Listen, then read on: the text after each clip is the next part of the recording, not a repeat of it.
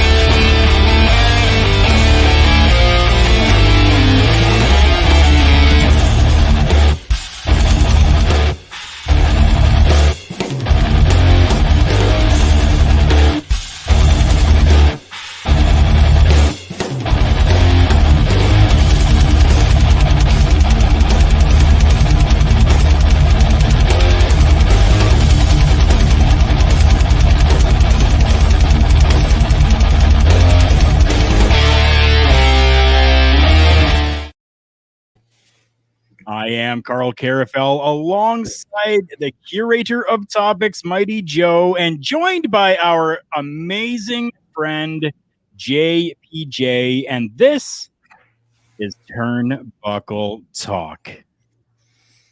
My goodness, people. This is all right.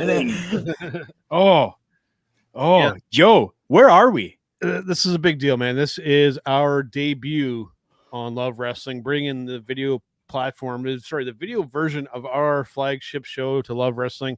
It has been a long time coming, and it just so happens, guys, that we get to talk about probably one of the biggest shows to happen in the last 10 years, maybe longer. This is going to be good. This is going to be absolutely fantastic. I mean, I am so happy to be joined by two people that I 100% respect in this business of podcasting and video casting and just downright talking about our love of professional wrestling. I'm super happy and excited for this. For those of you that may be new to us, I'm Karl Karufel. I was a professional wrestler for about 10 years. I got out of the business after my doctor kindly explained that I should, so I did. And then I got into talking about professional wrestling, and I've just continued on since then. That is me. Mighty Joe, who are you? I am me. I am Mighty Joe. Yeah, man. I have never gotten to step foot in the ring myself. Not for lack of wanting to, just for a lack of physical ability and talent in that respect. But, it's definitely come a long ways from where we first started with a little show with me and Mr. Karl Espenshee called the Wrestling Recap. After Karl's unfortunate passing, Karl took his spot and we renamed the show Turnbuckle Talk, and we have been running ever since. Since 2015, we have been running 6 years, and it has been absolutely fantastic. If you guys are familiar with Love Wrestling and the content that's put out there, then you know who this person is. But JPJ, give us a little rundown of who you are. Yes, sir. Thank you. I am JPJ. I've been with Love Wrestling since about February, March. I met you guys through there, obviously. I have a couple shows that I do weekly, one of them on Thursday nights that the lovely Mighty Joe produces behind the scenes for us, called Between Two Beards with our boy Pluggo. And then I also have an NXT and AEW review show, kind of going through a little bit of a remake now. So there'll be some news as if you're on Love Wrestling, or if you're here for Love Wrestling for the first time, give us a follow, give us a subscribe, and you'll see some announcements and things changing. But yeah, I have been all about AEW since its inception, and I've been touting AEW in the Slack. I'm sure I have annoyed people with how excited I get about AEW, and I was super excited about last night, and I feel like, yeah, it exceeded, and I think everyone's excited now. I think everyone's on board and excited now, and it's like, okay. I said a tweet earlier today that it's the first time in a long time that I feel like legitimate optimism about being a wrestling fan. And yeah, man, last night was special. I think last night was like truly, truly special. So I'm excited to be on here with you guys talking about it. As you guys can see down in the ticker below, Turnbuckle Talk, episode 235. All Out has us all in. And right now, that's exactly what we're going to do. We are going to go all in and talk about this card itself. LoveWrestling.ca putting out there for us. Welcome, friends, to the debut of Turnbuckle Talk. Really appreciate that. Thank you so much. This is just the inaugural episode, and hopefully you guys will absolutely love this, as we love everything at lovewrestling.ca, and you'll stick around, and this is going to be fantastic. We're going to start off with this pre-show matchup. Something that I know Mighty Joe usually is not a fan of, because it involves a number of different people. We're talking a 10-man tag team matchup. We had the Best Friends with Orange Cassidy, Chuck Taylor, and Wheeler Yuta, and the Jurassic Express being Jungle Boy and Luchasaurus, going up against the Hardy Family Office being Matt Hardy, Private Party, and the Hybrid 2. So absolutely fantastic, absolutely crazy. I've seen clips. I've not watched this entire matchup itself, but I've seen clips of this, and I'm definitely going to find it so that I can see it. So with that being said, because I can't speak to it, I'm going to throw this over first to Mighty Joe and let Mighty Joe explain to you why he was actually excited for a larger style matchup. Going into this, what excuse me, got me interested, genuinely excited, of course, was CM Punk showing up on Rampage. I'm like, okay, cool. This is a monumental shift here. And then I made the decision for the first time in over 20 years to actually buy a pay-per-view. It's been a long time since I bought a quote-unquote pay-per-view. I'm leaving out the WWE Network and that stuff because that's all lumped into that. Bought the actual pay-per-view. So as the episode states, I was all in on this show, and that did include watching the pre-show. And I am not a tag team wrestling fan per se, but this was the perfect pre-show match. We had lots of people involved, and it was an appetizer for the main show, and it even included one of the most over groups in the company, Jurassic Express, Luchasaurus, and Jungle Boy. That music and just getting everybody involved, it just and it encourages that. It was a perfect pre-show match. That's all I can say. You could just tell, like, just looking at the talent working the match, they were out there having fun, and the audience was along for the ride because they were having fun too. JPJ? Yeah, and I actually think the audience plays a factor into AEW a lot, because you can tell from the jump they are there to have a good time. They're not there to take over the show. They're not there to make it about themselves.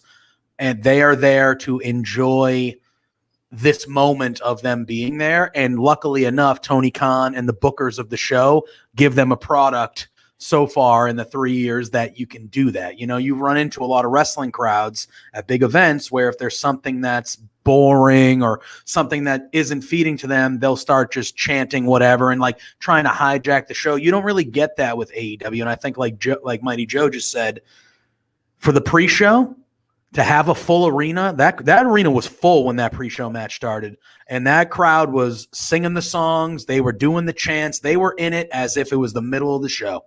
And you get that a lot from the AEW crowd. And I think that ties into just the excitement of everything that goes along with it too. So I agree with Joe. I thought, it was a fast pace. Everyone get their crap in, high spot match. You had the super over, like he said, the Jurassic Express. Orange Cassidy is super over. So you had those guys. You have Matt Hardy there, who is obviously respected Hall of Fame wrestler. And then even after the match, the good guys win. You get to sing the song again and like that. And then you get a big return from the Butcher, and he kind of takes out everybody. And he's been off for like 6 or 7 months. He had a bad injury. So he comes back. They kind of give him some shine. Even on the pre-show, his return was treated very respectfully. He takes everybody out. Hardy Family Office stands tall.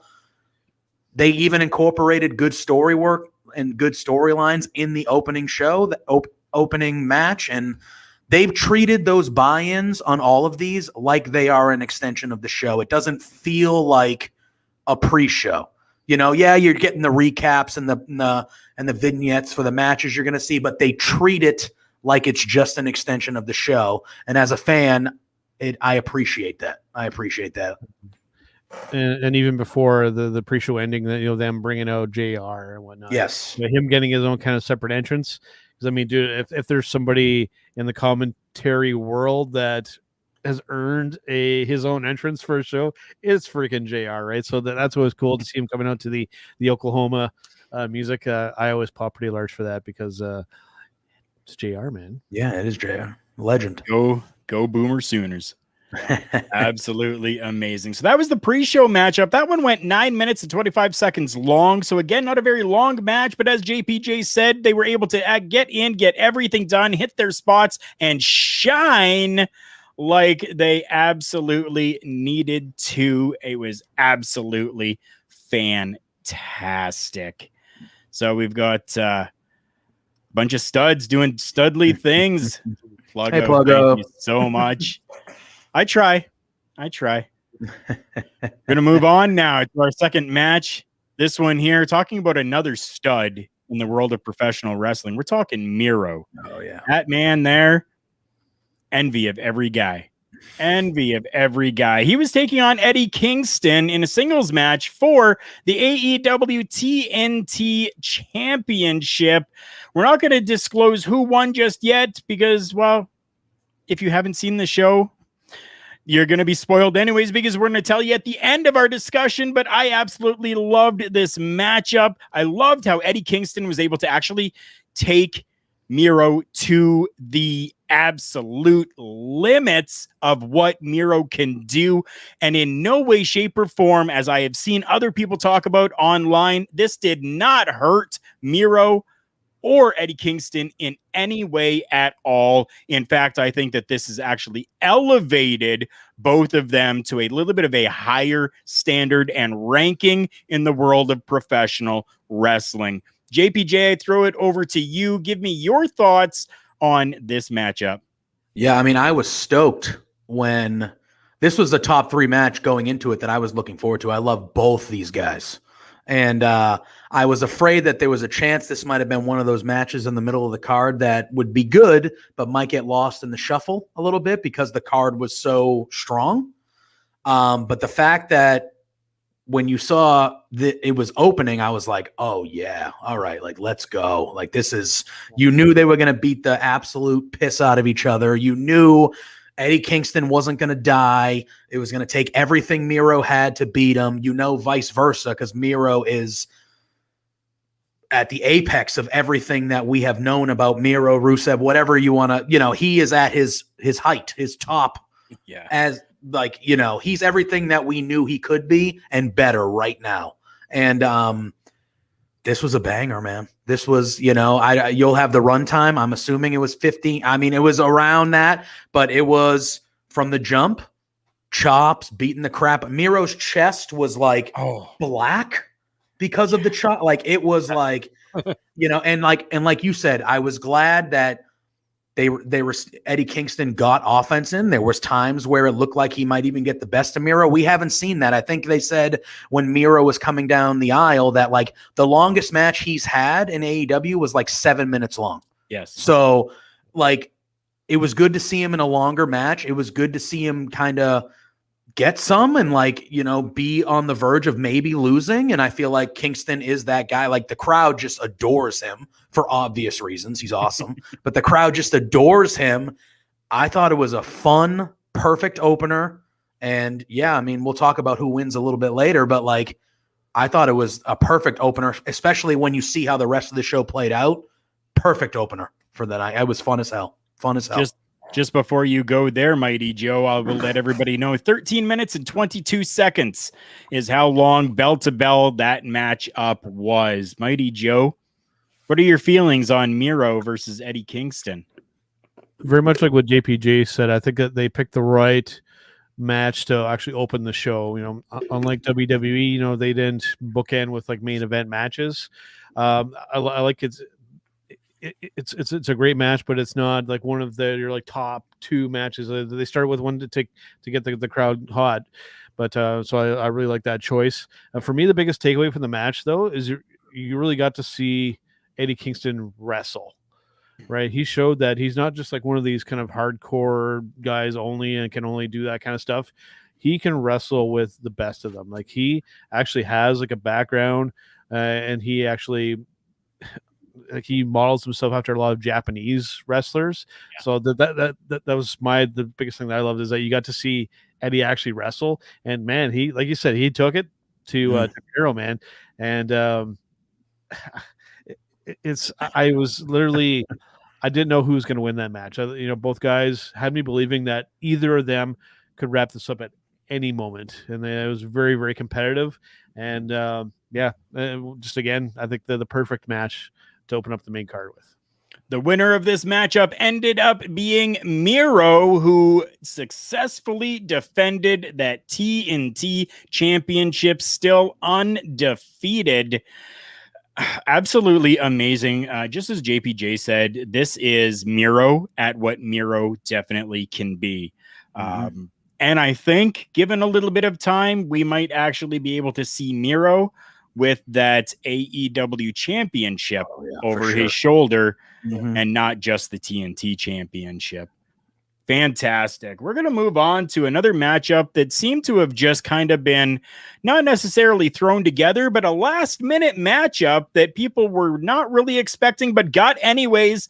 I will tell you that I was 100% enthralled and very happy with this matchup. We are looking at Satoshi Kojima taking on Jon Moxley in just a regular old singles matchup. This one here, 11 minutes and 50 seconds, which was absolutely perfect. A great time for these two competitors to go one-on-one with each other. For those of you that don't know the name Kojima, use Google and look up Kojima. Kojima, one of the greatest to come out of New Japan Pro Wrestling, to come out of Japan. End of story. And to go up against Jon Moxley, amazing story that didn't even need to be told before this matchup, but was definitely told inside of that ring. Mighty Joe, you're itching, and I know you are because I know how much you love New Japan Pro Wrestling. Talk to me, my friend, about this matchup. Well, some of the storylines and some of the emotional investment has been a little bit of a letdown currently with New Japan Pro Wrestling. But what it isn't a letdown is like the legit talent that they have over there. Mr. Kojima, don't be fooled by his age, because I mean, he is somebody with the wealth of experience, 30 plus years in the professional wrestling business. But as I said before on this show, that those guys over in Japan, they take very good care of themselves physically and keep training and all that kind of stuff. And man, to be able to hang there with Moxley, like blow for blow, move for move, very, very, very, very impressive. This for me, this was a match that I hope people didn't sleep on, because that this is actually one of the better matches on the show. Like, I'm actually probably gonna go back and watch this whole show again tonight, and this is one that I want to study a little bit closer, because these middle-aged Japanese guys can really, really go, and Kojima is definitely one of those guys, and very versatile, different styles. I want to see. I'm hoping that he'll do a little bit more while he's over here in North America for a little bit before he heads back over, because there's some other really interesting matchups that he could have. Definitely there is. Before we get to you, JPJ, we do have to mention this, and we pull it up onto the screen right now. Classic Match Classroom says, hey, glad to be your, thank you so much. You've heard it here first, the 800th subscriber on YouTube. All Out was an amazing show. Definitely one of the best of the last 20 years. That is definitely saying a whole hell of a lot.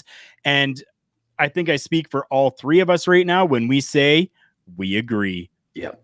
JPJ, give me your thoughts on Kojima and Moxley. Yeah. I I watch New Japan, but not intently or like an avid follower like Mighty Joe. So like he was touting Kojima to me and others leading into it, like, hey, this is like, if you don't know much about him, like you're in for a treat. This is going to be good.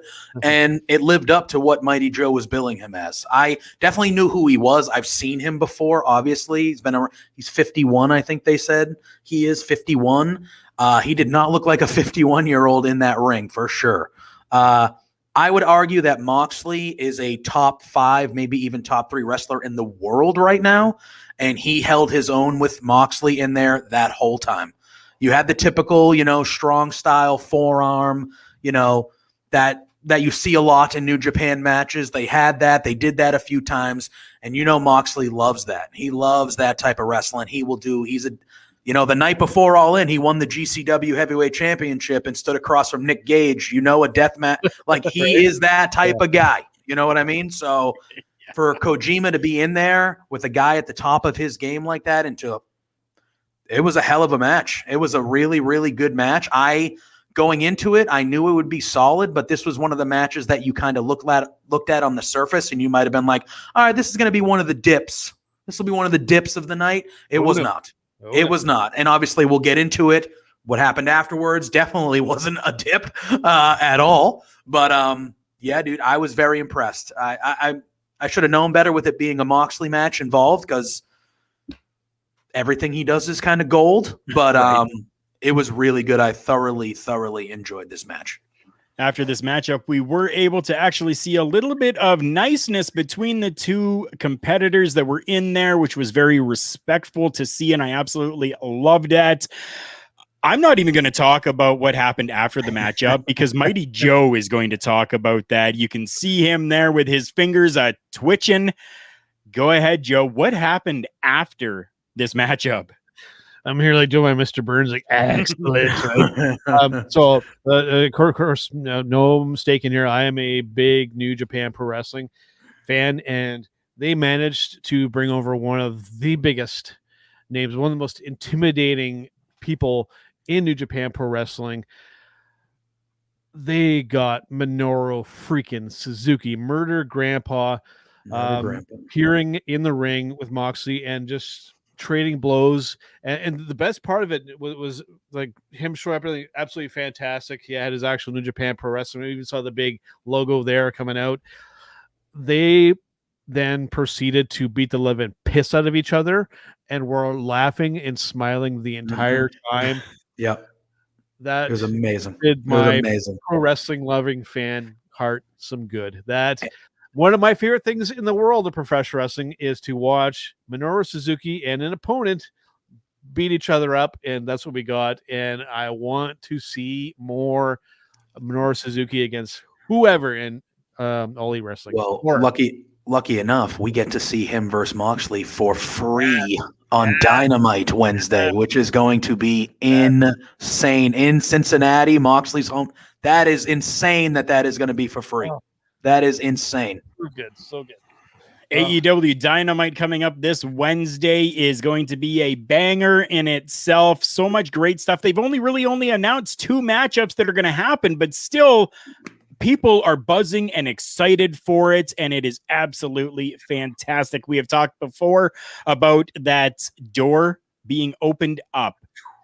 That forbidden door is open, and it is running rampant. People are coming in and out of it with ease. It is beautiful. I'm going to move on to another matchup that personally, not maybe my match of the week, but still one of my favorite matches from the night here. This matchup went 11 minutes and 34 seconds. A singles matchup for the AEW Women's World Championship. We are talking Dr. Britt Baker, DMD, with Jamie Hayter and Rebel taking on Chris Statlander, who had Orange Cassidy at ringside as well. So much happening and so much going on inside of this matchup, whether it was inside of the ring, whether it was outside of the ring, whether it was between the people on the outside of the ring that came down for support, whatever it was, this matchup told a story to me that I absolutely loved. And one of my favorite things from that entire matchup, and it's going to sound absolutely ridiculous, but one of my favorite things from this matchup was Chris Statlander using Britt Baker's arm and finger to boop Britt Baker. Absolutely freaking genius. I loved it. This matchup itself, as I said, amazing. One of my favorite matches of the actual night. We're going to throw this down to you, JPJ. I want to know your thoughts, because you seem excited about this as I'm talking about it. I want your excitement now to come through to these viewers. Tell us what you thought about this match. I loved this match. I thought this match was fantastic. And like you said, I loved everything that came with it. I mean, a lot of us are big Britt Baker marks, big Britt Baker fans. And I would argue that her title reign so far heading into this show had been a little underwhelming. And I was kind of looking at this match as like, hopefully this is the match that starts to kind of catapult into that amazing title reign that we were all itching for once she won the title.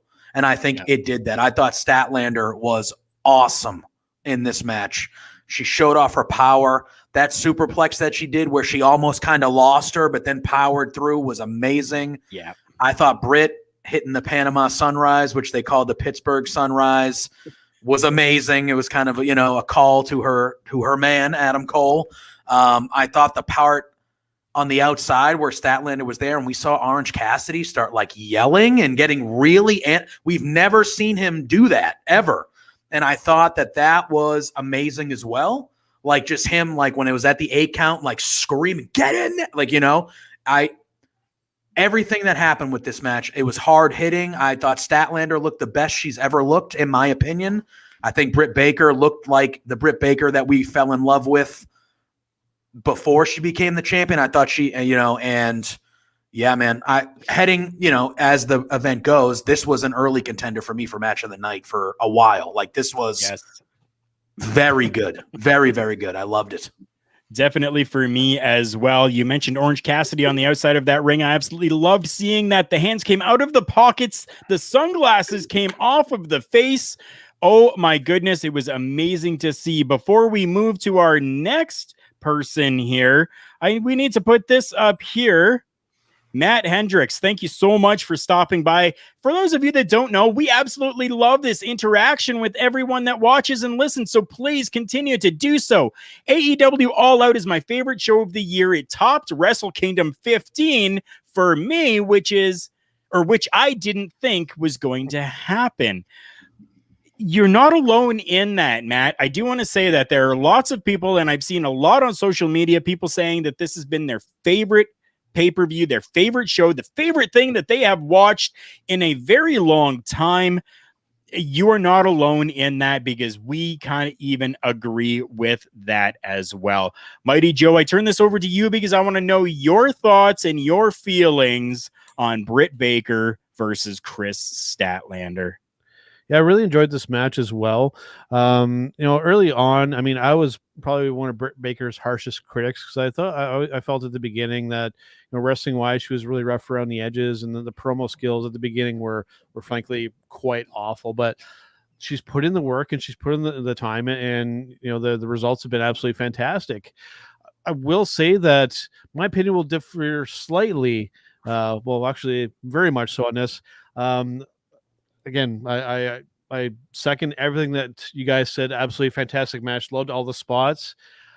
I personally, if I would have been running the show, I think this would have been the spot to put the title on Statlander. I think that she looked really, really strong on there. But again, I can't fault it because, it played out fantastically. So I'm not disappointed by any means. But I think I may have gone the other way. But it is what it is. I'm not running the show. I was just sitting back watching and enjoying it. So, that's my only critique, is that I think I might have switched the titles up. But needless to say, it didn't happen that way. But I do hope that eventually she does become a champion because she is that damn good, and she's over with the audience, and it's a unique gimmick. She's got a lot of good stuff going for her. She is going to be a future champion. Oh, JPJ, 100%. you got perfect. I think 100% she's going to be a future champion. I just I don't see Britt losing that title for a while. Like I just think she's one of the most over people in the company. She's easily the most over female in the company. I don't see her losing it. I would agree. I mean, she's obviously going to lose it. She's not going to hold it forever, but I expect her to hold it for quite a while. And there's a very few people that I would think would have a chance to take it from her. And we can get into that when we talk about the Battle Royal and whenever you guys want to. But yeah, I agree. Statlander is without question one of the top females in that division. She is a future champion, probably multi-time champion. Right now, I think it's Britt Baker's world, and we're all living in it. And I think that's how it's going to be for a little bit. Matt again popping up in here saying Britt shouldn't be losing the title anytime soon. I'm going to put up this next comment from Matt, and I want your guys' thought on this here. Unless it's to Thunder Rosa. JPJ, take that one first for me.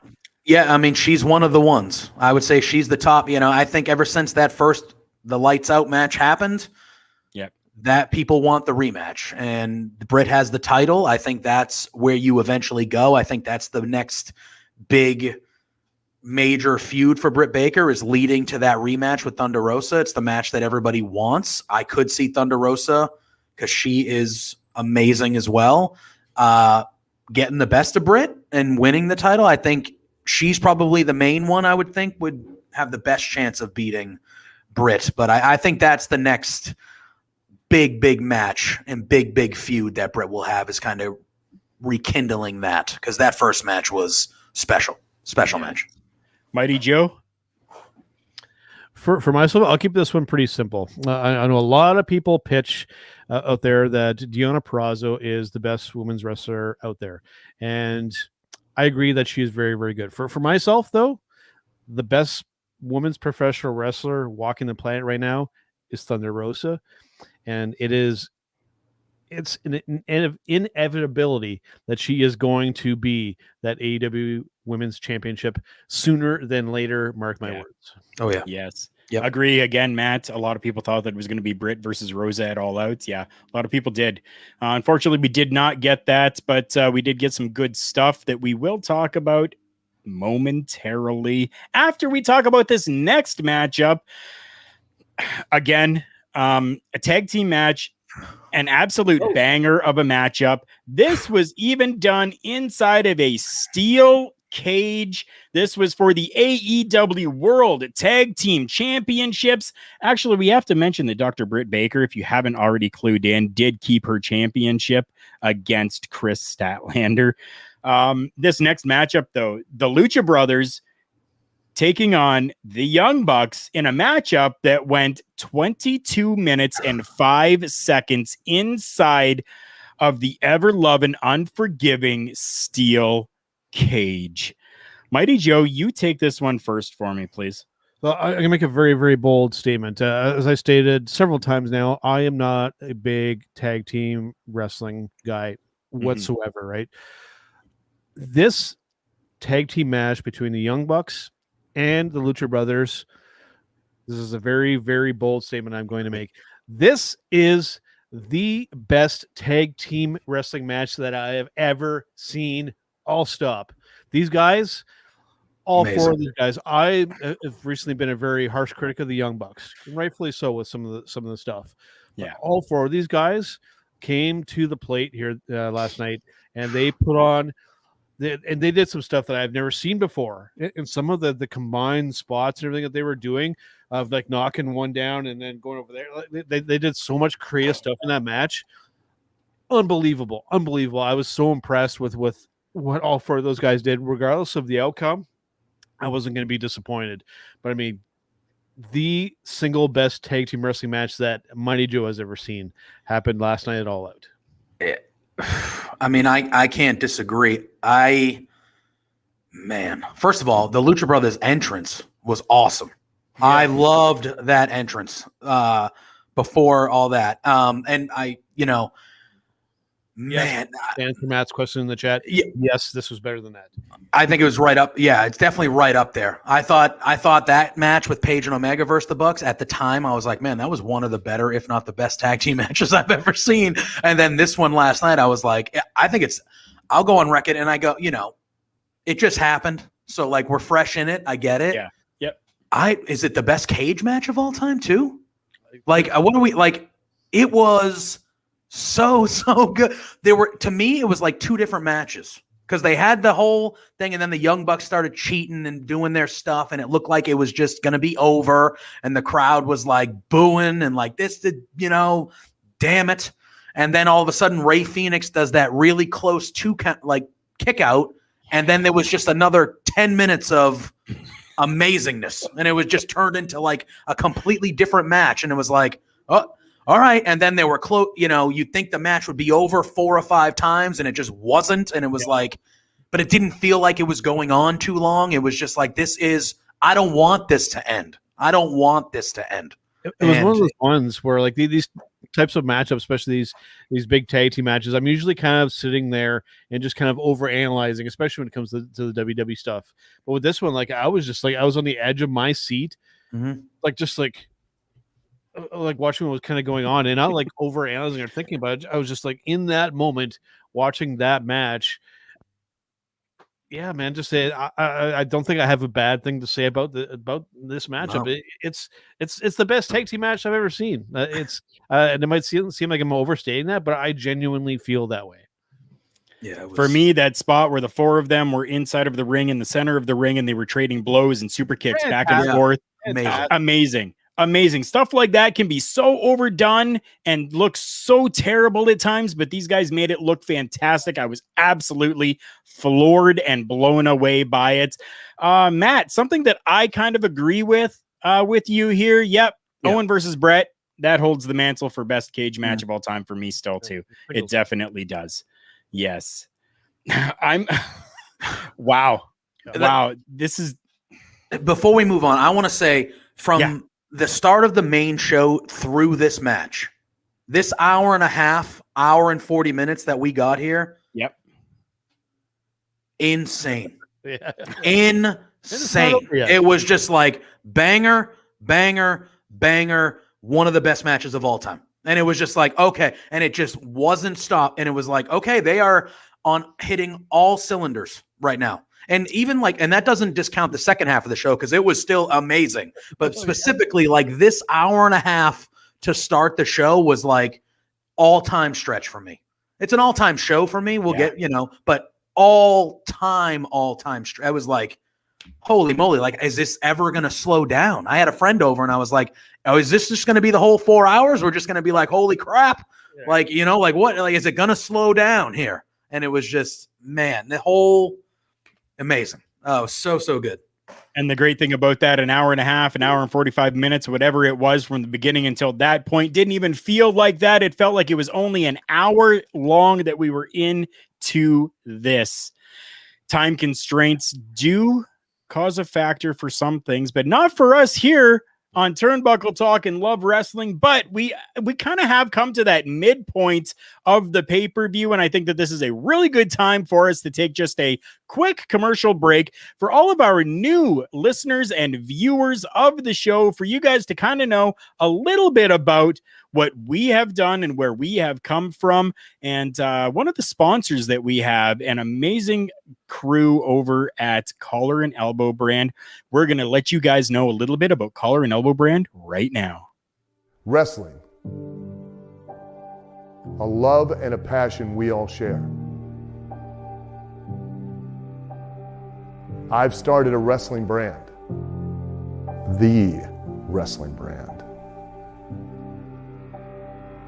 A brand founded on the aspects of wrestling. 2 entities working together to create a product that connect emotionally for people everywhere.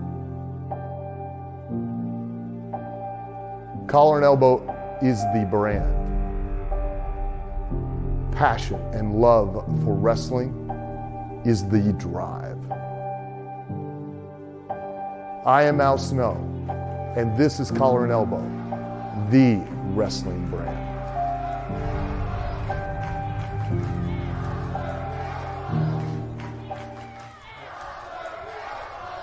The dictionary defines hero as a person who is admired or idealized for courage, outstanding achievements, or noble qualities. Being a hero in life is far more than words printed on a page. It takes an unwavering code, a compass that points true north, always. And in times like these, it takes sacrifice. Hero shouldn't be a word defined by a dictionary. It's a word that should be defined by the best of us. Hero has a new definition. I am Karl Karufel alongside Mighty Joe and JPJ, a wonderful returning guest. And this is Turnbuckle Talk. Welcome back from that brief commercial break, everybody. But we want to make sure that all of you know about collarandelbowbrand.com, founded by Al Snow. Yes, that guy from the 90s that was running around with a mannequin's head that said help on it. Yeah, that same guy has been going out and doing collarandelbowbrand.com.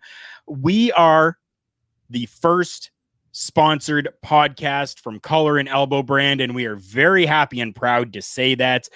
And we have a promo code. If you take a look in the ticker down below, you can use the promo code JK Podcast for Joe Karl Podcast, JK Podcast, and you're going to get yourself 10% off your entire order, whether that's new or clearanced merchandise. Every time that you make a purchase from them, a little bit of that does come back to us to help us continue to bring you Turnbuckle Talk. So thank you to everyone who has gone and purchased, and thank you to everyone who will, because you will not be disappointed with the merchandise when you get it.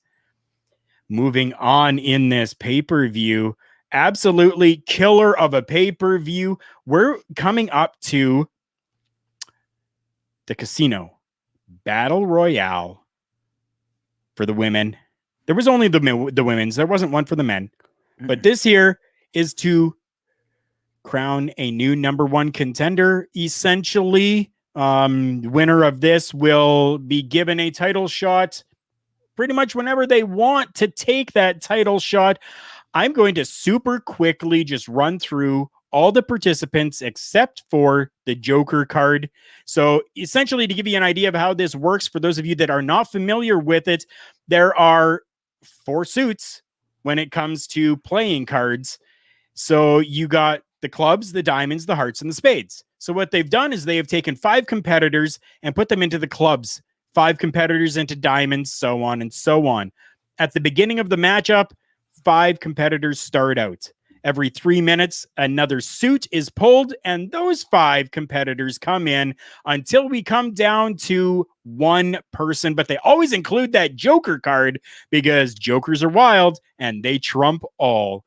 So here we go. Starting out the night, we had Hikaru Shida, Sky Blue, Emi Sakura, The Bunny, and Abaddon. Next after that, they were the clubs, sorry. Next after that came the Diamonds, which saw Anna Jay, Kiera Hogan, Kylan King, Diamante, and Nyla Rose. Next out were the Hearts, which were Thunder Rosa, Penelope Ford, Riho, Jamie Hayter, and Big Swole. Ending out with the Spades, Ty Conte, one of my personal favorites right now, Red Velvet, Layla Hirsch, Jade Cardhill, and Rebel. If anybody ever were to say that there is not a good roster of women in AEW, please give your head a shake, bang it off of a brick wall. I don't care what you have to do. Get that thought out of your head, because right there are 20 women, and that's not even all of the women that are in AEW. This was absolutely fantastic. I loved watching this. It felt like home, because growing up, we would watch the Royal Rumble with the conglomerates, with the WWE, and that was an absolute favorite thing. And I know for Mighty Joe, it's one of his favorite gimmick style matches and pay-per-views. So to see something like this with a little bit of a different twist, but still having to go over that top rope, both feet touching the floor, absolutely insane. Mighty Joe, you are the big fan of the Royal Rumble, so please, you take this one away. Give me your thoughts on this. What I really want to touch on is what you guys had hinted at. People saying that this is a bad women's division. I will just say that anybody who says that, you're wrong. Flat out, you're wrong. Yep. What this roster has is one word: versatility. Right. Let's go through that list. Right. You have the Japanese talent in Sakura and Shida. You have like the homegrown kind of talents like the Kylan Kings and the Anna Jays and whatnot. Then you have the Thunder Rosas, and you have the Penelope Fords, the ones that are kind of like the eye candy, and then you have like Jade Cargill, like the powerhouses, and you have such a mix, like Ty Conti, more of like an MMA kind of style wrestler. You have that whole gambit of styles, and like it's like everybody gets like a chance to showcase at some point. It's not just focusing on the same kind of handful of talent. I don't know who that is dealing, but we're not going to leave that alone. But yeah, they give the women a chance to shine, and yeah, it's absolutely fantastic. And that wasn't even all that there was that this match had to give us.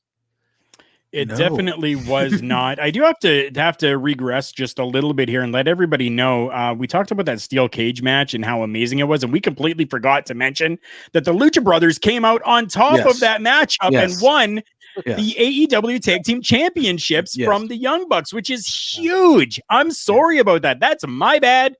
My bad. Well deserved too. Sorry. Well deserved. Definitely it was. Well deserved. Ray Phoenix Penta's great too, but Ray Phoenix is special. Now, how special to you, JPJ, was this Casino Battle Royale?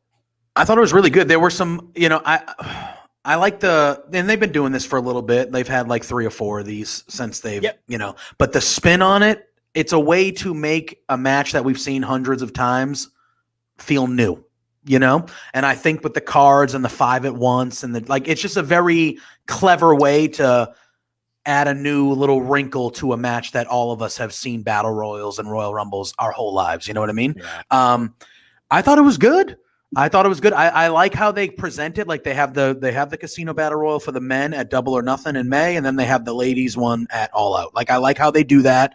And I thought it was good. I thought there were it's a battle royal, so things are going to happen, but I like some of the storylines that came out of it. I like how they kind of teased that Jade Cargill and Nyla Rose might have a little bit of an issue coming up, because that is 2 big women that are going to beat the crap out of each other that I am all for. Yep. There were a couple puzzling things that, Riho, who was like the first champion, she was in there real short time. I thought Shida was in there really short. I would have liked to seen Big Swole get a little bit of more of a push, because I think she's someone that is really good that they really haven't dived into yet. And to harp on what you guys both said, I think the main concerns of people that complain about the women's side of things, I don't think it's more towards the roster. I think it's on the main 2 shows, because on Dark and Elevation, there's tons of women's matches. But on Rampage so far and on Dynamite, which is going on 3 years now, they don't get a lot of time. I think it's more the frustration when it comes to the female part of AEW is not so much on the actual performers. It's on, hey, can we have more than a 5-minute match at 9:30 every week? You know what I mean? And I think that this pay-per-view, when it comes to All Out, you had the showcase in the Battle Royal, and you had one of the best matches of the night in the AEW women's division. So I feel like this gave hope. And obviously when we talk about who the Joker was and what happened, that's a big get. It gives hope that moving forward, maybe we are going to see a little bit more time, because I think that's where the frustrations come from, not really the talent of the roster, if that makes sense. You know? And before we get to who the Joker was, and I want to elaborate more on what JPJ was saying, because one thing that AEW does do very, very well is that if something kind of isn't working, big picture thing, they will change it up, right? Mm-hmm. So what I could see with this company doing with people being pretty vocal, the women not getting the time, I could see the women getting their own show. Yeah, 100%. Right. So, and I think that would help alleviate some of this issue, because it's something that we've been kind of a lot of us pitching for on the WWE side of things. I could theoretically see AEW do that. I would be all for it to get the women their own show to really, really shine, and that would be the focus on them, right? Yeah. So, if AEW were to do an all women's show all the time, the Joker card, I do believe, would definitely be that locker room leader. Yeah. We saw Ruby Soho, formerly Ruby Riott of the Riot Squad within the WWE, make her way as the Joker into that battle royale.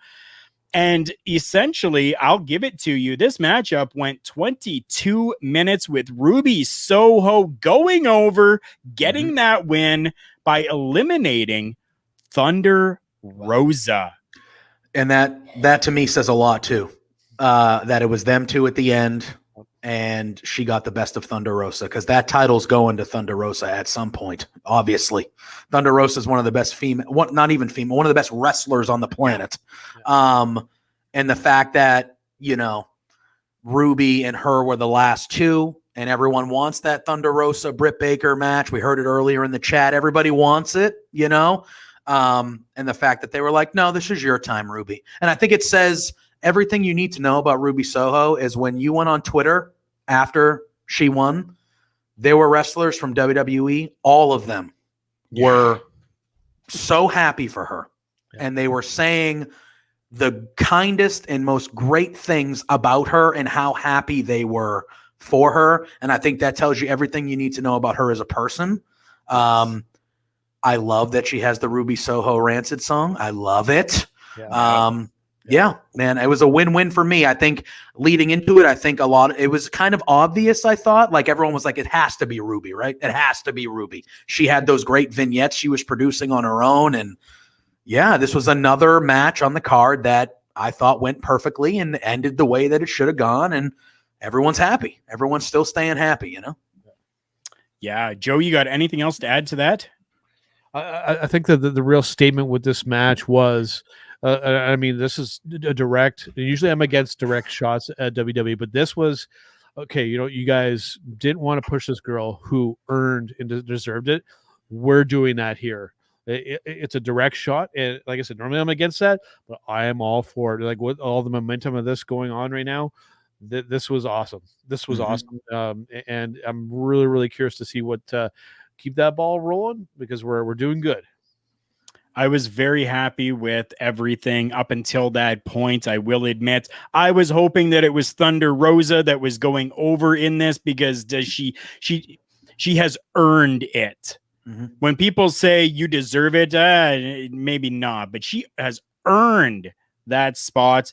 And coming out of this now, I just hope that maybe we can see a little bit of a great program between Thunder Rosa and Ruby Soho going forward, and even including Britt Baker in there and having some amazing matchups. I'm really looking forward to all of that.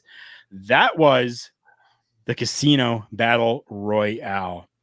We move on next to a matchup that has consequences of dire situations. A singles match. If Chris Jericho loses this matchup against MJF, he would retire from in-ring competition. Chris Jericho, MJF. I will say that this matchup, for it being a quote-unquote rubber matchup, was done and told so well inside of that ring. I loved it. There were certain little spots where we were kind of like, oh no, and then we were kind of like, oh yes. Absolutely. All of it worked for me, and I am so happy with what the outcome was here. JPJ, what'd you think? First of all, I loved the troll job by MJF on the entrance. They had the countdown, and everyone's like, oh man, this might be Jericho's last match. He's doing a callback to the old stuff. I was saying, oh, he should be wearing the jacket. I want him wearing the jacket. That's what I want. Yep. And then it was just like, and MJF is so good. He is so good for how he's 25. And he is as good a heel as I think we've seen in a long time, and he plays the character to a T. He never turns it off. Never turns it off. Social media, any of it. I've witnessed it firsthand at All In 2 or 3 years ago. I've witnessed it. Like, he is that guy all the time. And I thought it was good. I thought the storytelling of the match was really good. You knew going into it with Jericho at his advanced age, this wasn't going to be a work rate type match. Jericho can still go. Trust me, he's still great in there. But it is what it is. I loved how they played off MJF's back being kind of jacked up the whole match. It led into when we got towards the end of the match, and I don't want to spoil the thing, but I kind of disagree with you, Karl, a little bit. Okay. I didn't dislike the ending. It made sense, but I would have gone the other way. And I'll explain when we get there. But other than that, my only thing was, I think, because we really saw this match a little while ago on Dynamite a few weeks ago, I would have had that fifth labor not have been MJF. I would have had it been one last hurdle, and then this was the match against MJF. And it was like, okay, I've been waiting for Jericho to beat the piss out of this guy for a while. But I feel like because we already had the match a few weeks ago, while this match was still really good and told a great story, it was something we had already seen. You know what I mean? Yes, they added the stakes to kind of make it a little different. Like, well, it's not just the same old one-on-one. Like, if Jericho loses, he's done. But I thought they could have done a fifth labor not involving MJF that would have made this. You could have still added those stakes where, MJF goes, no, I want to retire you. So you could have still done that, but it would have been the first time they were fighting. And I think that might have maybe elevated the atmosphere a tad. But all in all, again, I thought this was another solid match in the card. It ended up being kind of better than I thought. This was one of the ones that I was like, I really don't care about this match that much. And it ended up being a good one, a real good one. And a lot of people were thinking the same way that you are thinking that, I don't really care about this matchup. We just saw it. I don't care. Right. But you talked about Jericho and a little bit of an advanced age on him. I mean, this matchup went 19 minutes and 30 seconds long. Absolutely amazing. Mm-hmm. Mighty Joe, talk to me, my friend. Tell me what you thought about this here. For me, I want to focus on MJF here with this matchup here. Like JPG said, that entrance, trolling everybody, absolutely fantastic. Like for me recently, it's been a dead heat of Jay White and MJF for being like the best heels in the business. This has nudged MJF above him on this. It's young wrestlers need to take this as a lesson here. MJF, I get that maybe this is an approach that can work for everybody, but like JPJ said, that this dude stays in character all the time. Mm-hmm. Right? He refuses to compromise his character by getting caught doing silly stuff or hanging out with the good guys and that kind of stuff. This is something that more people need to follow, so that we can have this. You see the benefits of it. The dude is. Yeah.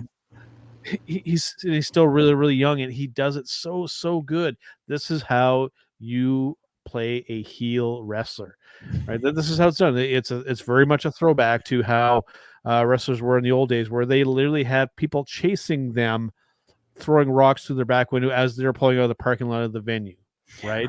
Yeah. If that was acceptable these days, it may be happening, but man, just I agree that.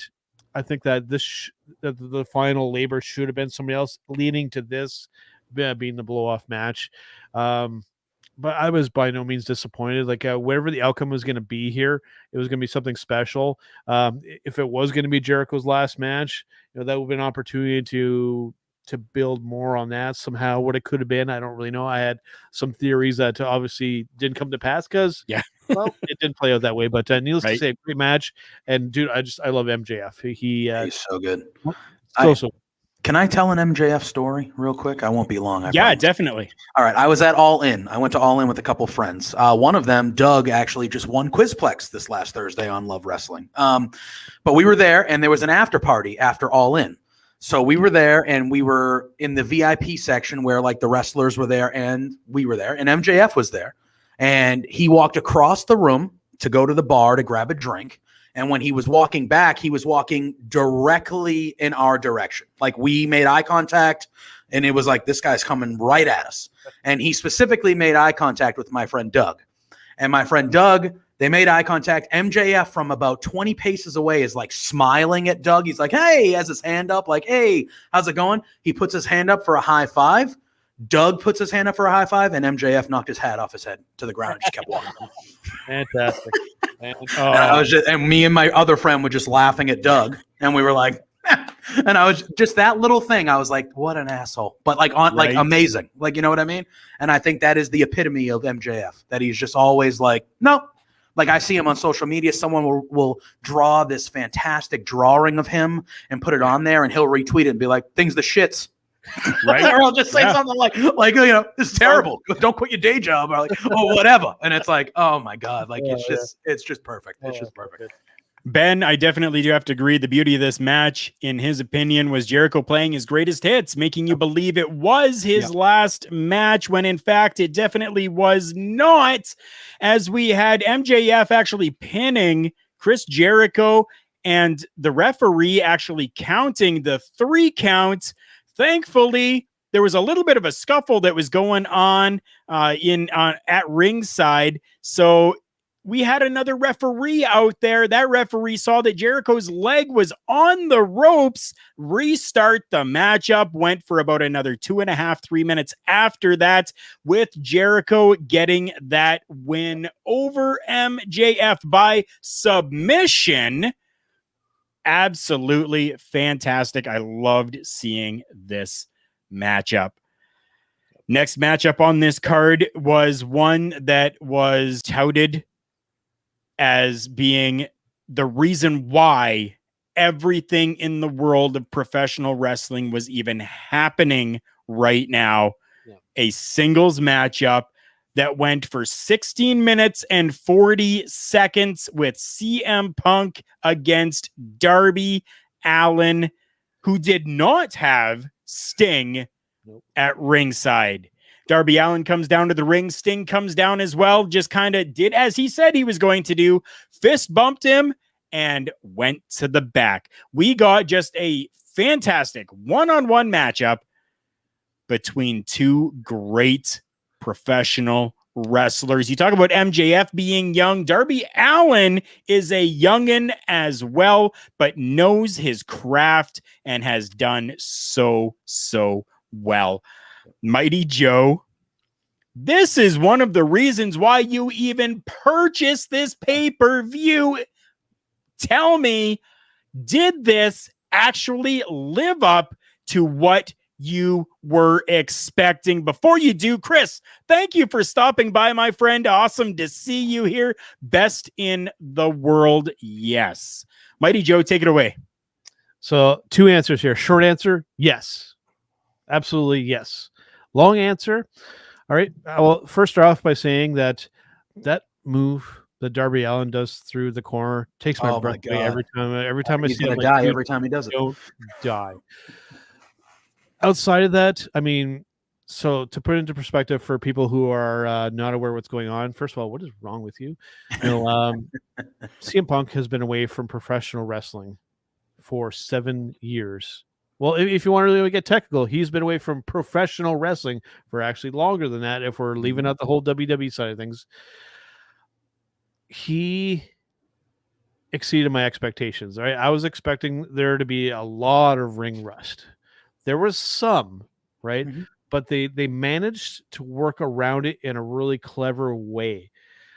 It's hard to describe, because it's almost like a little bit of like the UFC stuff is like rubbed off on his style a little bit, but yet it's still CM Punk in there, right? The look is different. I mean, he's got some gray stubble there now. You know, he's got the long kind of tights, which is different visually, mm-hmm. but it's still CM Punk in there. And then it was a really interesting contrast in styles, because it's like they each had to like adapt to like their style. It's like, obviously, Darby Allin, he wasn't going to be able to do as much of the really wild, crazy stuff because CM Punk was keeping him in check, and then like vice versa, right? So like it was a great matchup that exceeded my expectations, right?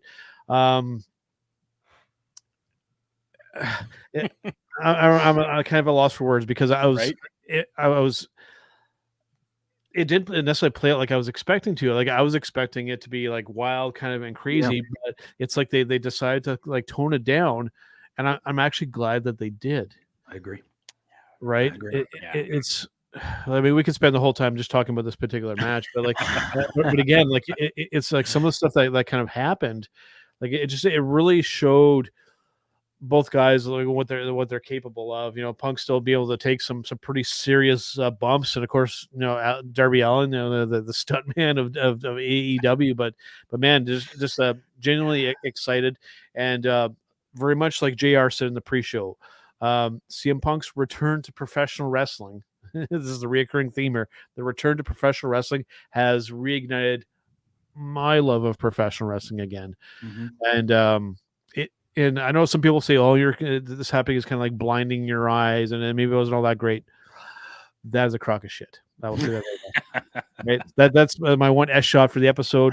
This was a fantastic match, and I loved everything about it. It did not disappoint. Yeah, I never, I never thought I'd see the day that CM Punk was back, and in 2014 that he was not coming back. Yeah, and it was, regardless of the chance that got stupid after a while and things like that, but like it was something we all wanted. We all wanted this guy to eventually come back, and as time went on, it just seemed like it was never going to happen, and it happened. And it was one of those things where he was coming, the debut a couple of weeks ago was incredible. Like a moment that as it was happening, I was with two other grown men. We're in Las Vegas and we're in our hotel room on a Friday night watching CM Punk return because that's what we needed to be doing. Not in Vegas, gambling, doing whatever you do in Vegas, We're like, no, we got to sit on the hotel couch and watch CM Punk come back because he's coming back. You know what I mean? And when he came out and he did the It's Clobber and it was like, holy crap, man. Like this is really, really happening. And I agree with everything what Joe said. I thought, and this is true too. We all we needed it. I felt like with, the other company and just, the last year and a half, almost 2 years, we needed a boost.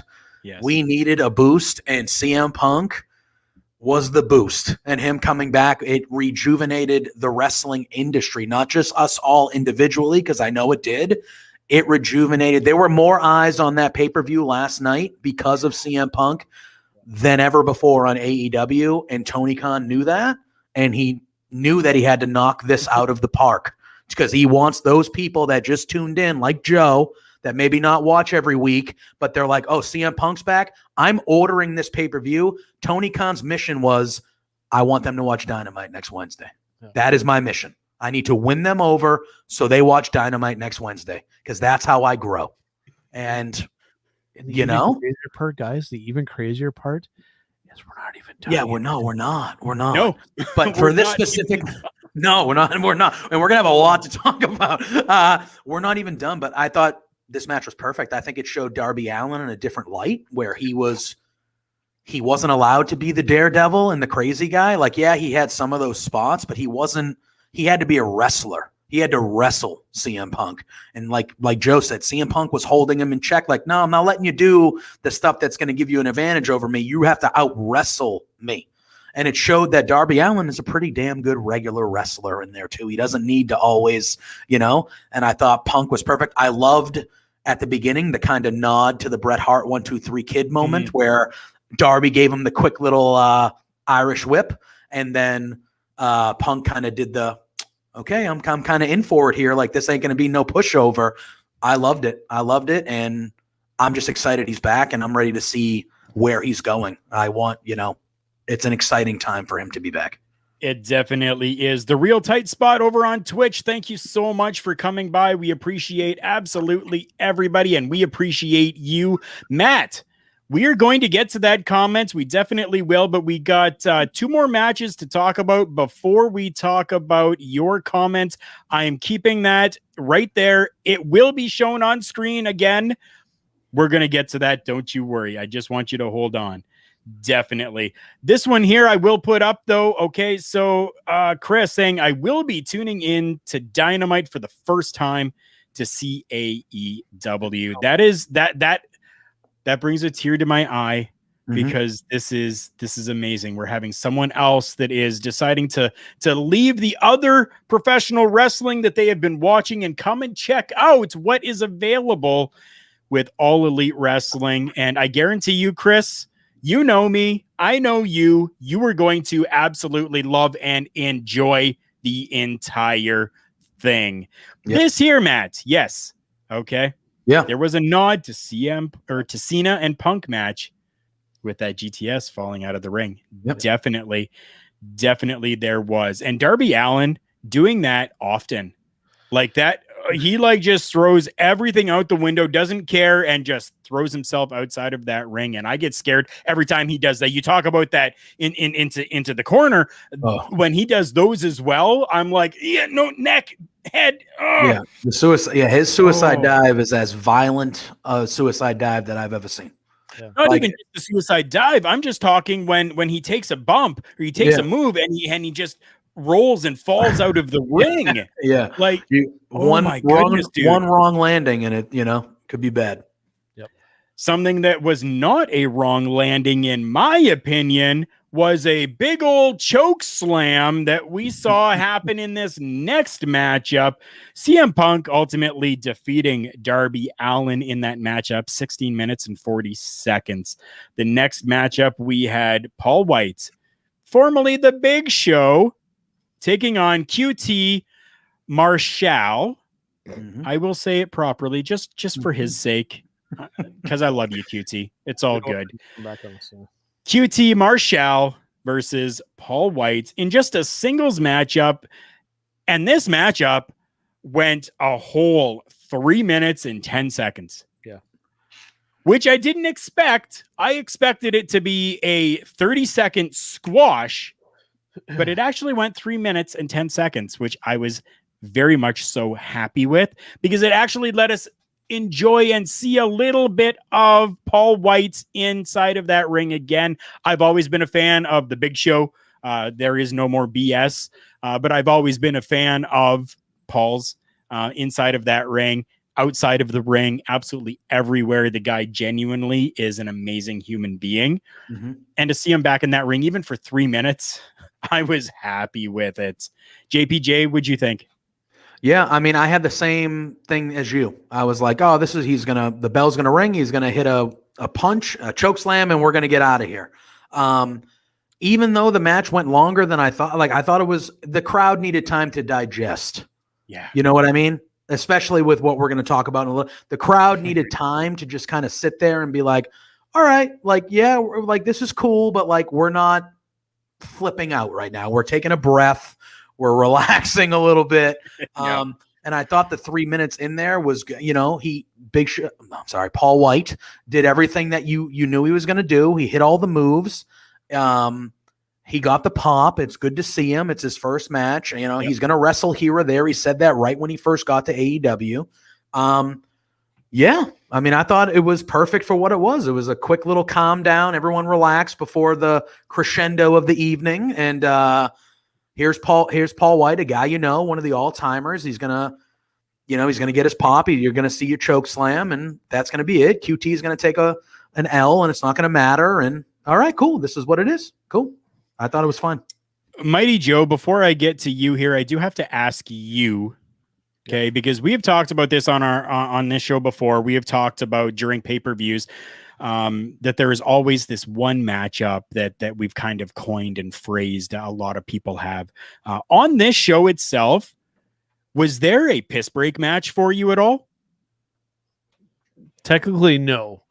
Right. I think if you really had to pick one, I guess you could say this one if need be. Like if your bladder was about to explode and you want to avoid kidney damage, then maybe you use this opportunity to go to the bathroom. You weren't missing anything earth shattering. right? So, but again, I kind of second everybody else's opinions on this. I think it served its spot. Normally I would be probably bitching about the placement of this match on the card, because I do come from the Jake the Snake Roberts school of booking, where you start small and you work big. But sometimes, given everything that's kind of going on with this show, that little buffer between that and what's coming up next was justified, right? So it gave everybody a chance to kind of go, whew, right? Because there's more to come. I mean, you got to figure up until this point, it's now been probably 3 hours to 3 hours and 10 minutes of a pay-per-view that we've sat through, which is longer than even any of the conglomerate pay-per-views that they have been putting out. So yeah, of course you're going to kind of be like, yeah, we need a little bit of a, give me a minute, right?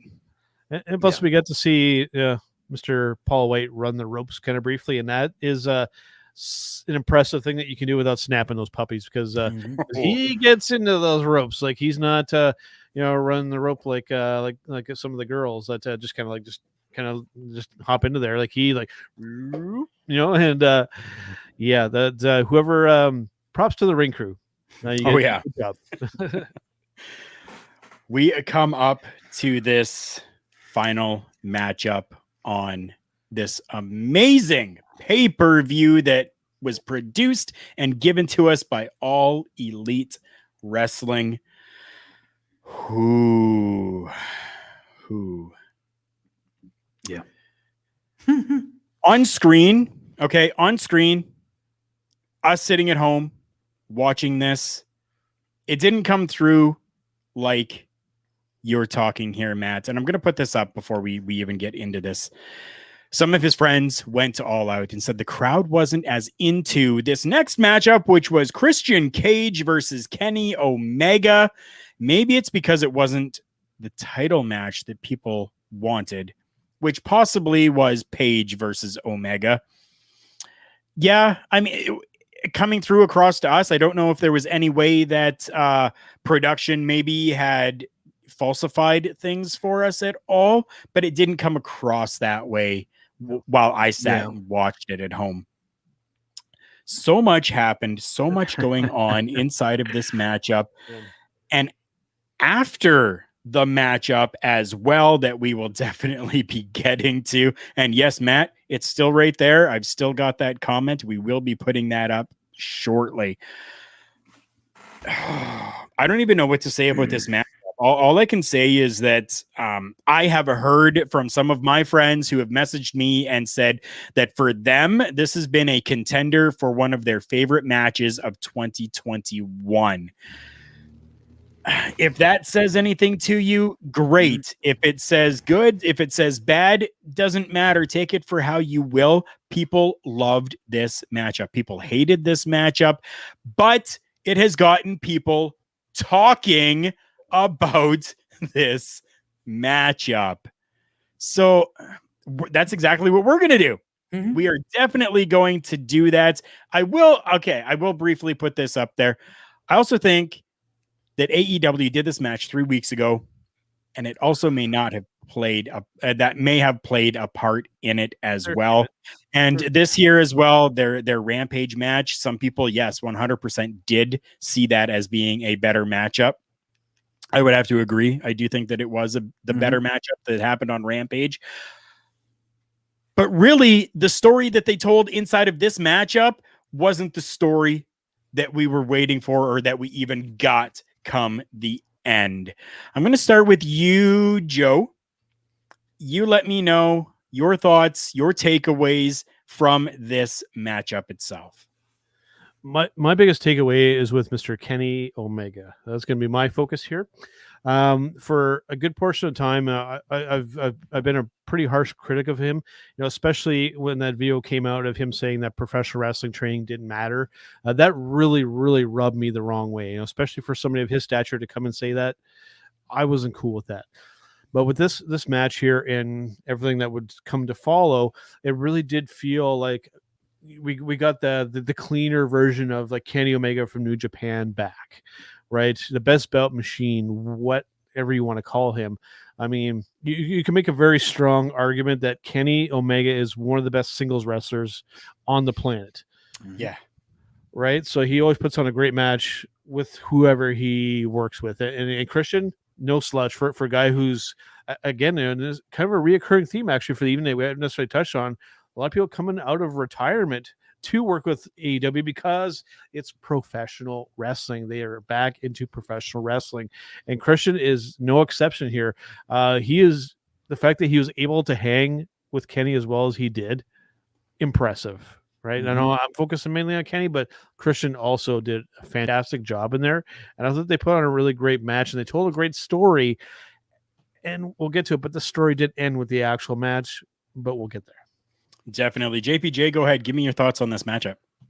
Yeah, I thought again, these are two all-time guys. You know, they're both Hall of Fame, however you want to put it. You know, these are two. Omega for a while now has been considered by many to be the best wrestler on the planet. Yes. And I think he's proven that with this title reign and how he's been doing. And Christian, ever since he's been back in AEW,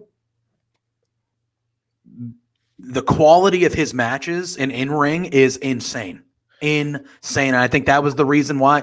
Obviously, I think part of it was WWE didn't want him to come back as a full-time wrestler. But I think another whole side to that was Christian was like, no, I want to show people how good, like I want people to remember how damn good I am. You know what I mean?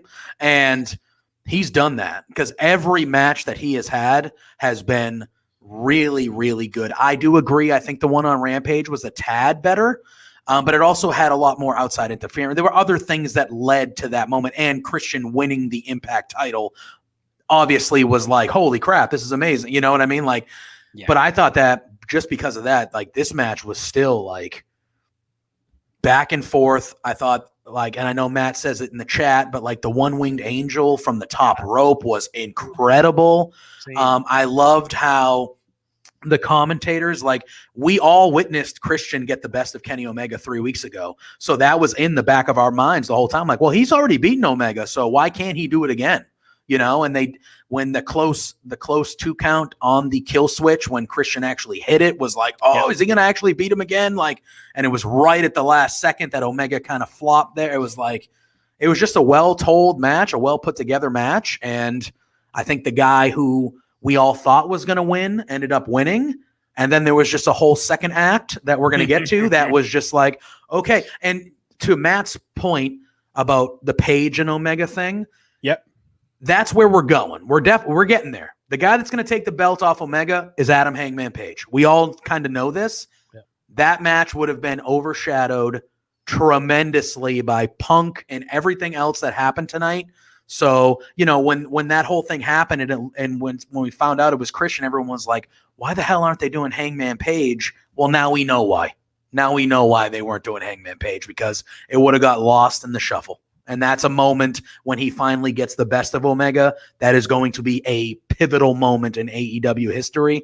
It can't be on a show as loaded as what we saw. You know what I mean? So definitely not.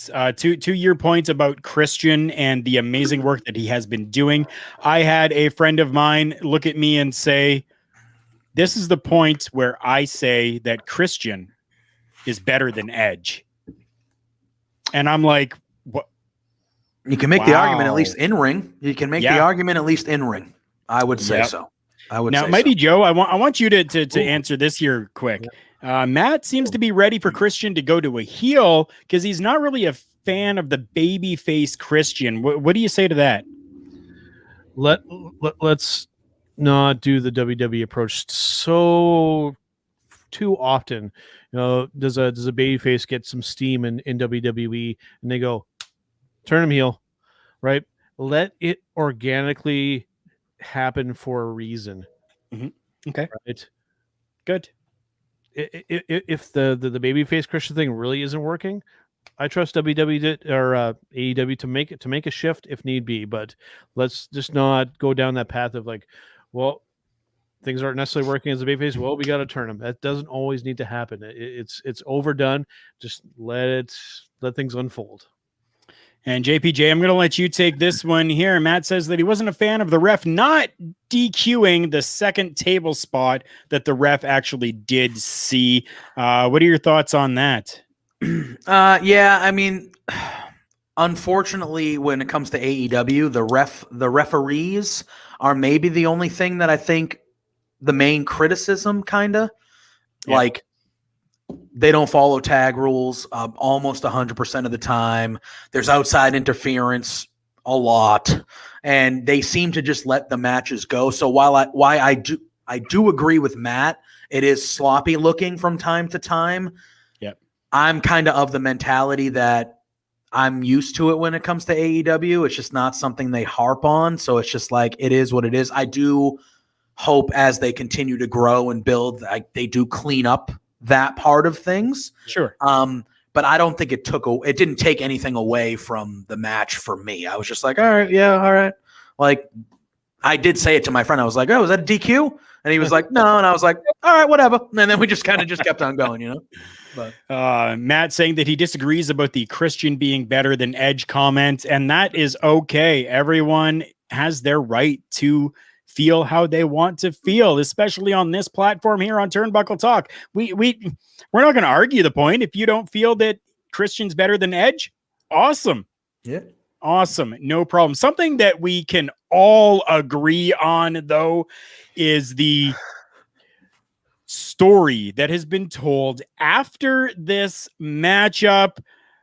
My goodness. So, okay. So we've talked about all of these amazing people and these amazing talents that have shown their face on this pay-per-view that were surprises.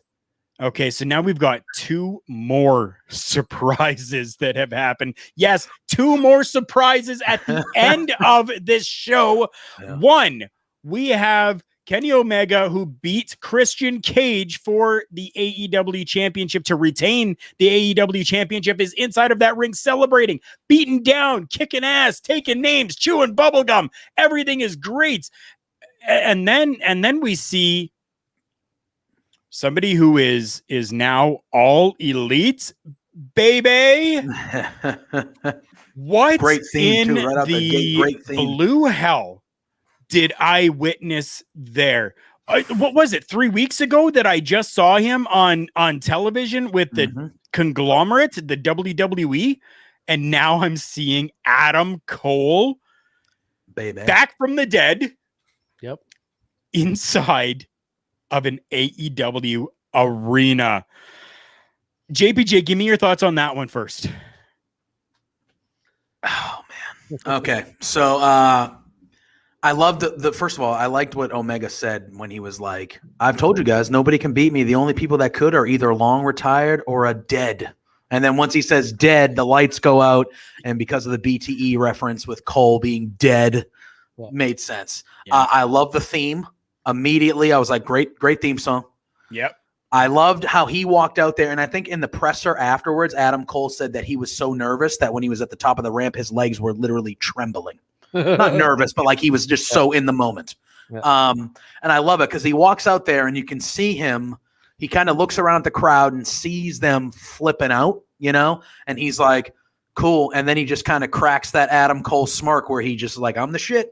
Yeah, I'm here. Yeah. And he does this thing and he's like, And who doesn't love Adam Cole? And he has a history with these guys from Ring of Honor. And he has a history with all of them. And everyone, again, he shows up.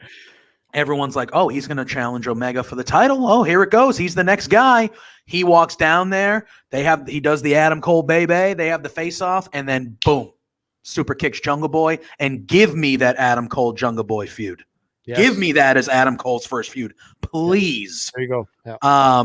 There you go, Chris. I think that's the answer, Parrish, is I think you could start that nice little first little intro feud, Jungle Boy and Adam Cole, all day. All day. Perfect. Yep. Jungle Boy's over. Cole's, yes. And then he joins, and I love the screenshot where he goes out and the Young Bucks kiss him on both sides of the cheek, and he's got that big smile, and he's like, these are my best friends. What'd you think I was going to, like, Omega's like, what'd you think was going to happen? And I loved it. I thought it was perfect, and I thought that was all we were getting. I thought that's all we were getting, and then Mighty Joe, do you want to cover anything on Adam Cole, or do you want to talk about what happened afterwards? What do you want to do? JPJ covered Cole, good enough. The next one, so just when we thought that the evening was wrapping up, the music drops. It's very, very similar. We hear that beginning of that Flight of the Valkyries, and Brian freaking Danielson shows up. Oh my God, man. This company, this show, like they delivered like almost everything that we kind of speculated to a certain extent came to pass, and then some on top of it. Like earlier night with Suzuki, when none of us saw that happening. But man, to Cole and Daniel debut in the same segment, like my head almost exploded. Almost exploded. It was absolutely fantastic. I expect Daniel to probably, it seemed, I think it was a Matt or Nick Jackson. I always get the two mixed up, that he ended up hitting with the knee there. So I expect that his first program going forward will probably be with one of the Jackson brothers, and I would be all for that. And on top of it too, like I had mentioned, right now we're really delving into the coolness factor with this, right? We see that Minoru Suzuki is going to be over here for a little while.